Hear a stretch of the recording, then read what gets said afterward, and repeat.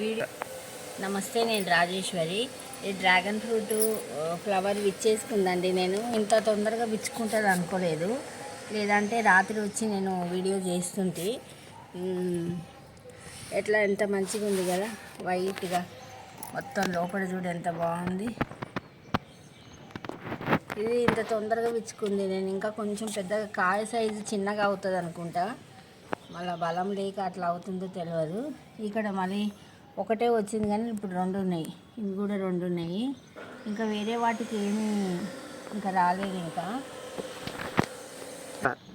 ఇది నేను చిన్నగా తెచ్చుకున్నాను నర్సరీ నుంచి. అప్పుడు కూడా నాకు 1 ఇయర్లోనే వచ్చేసింది, ఒక 2-3 కాసినాయి.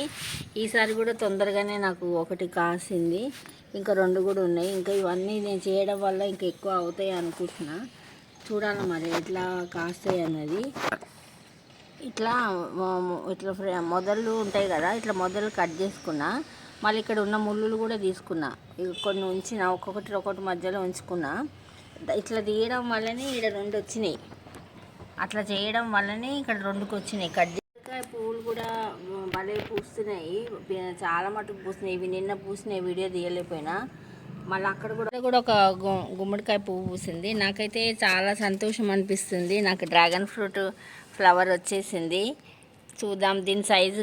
ఇది నాకు 3వసారి పువ్వు అండి.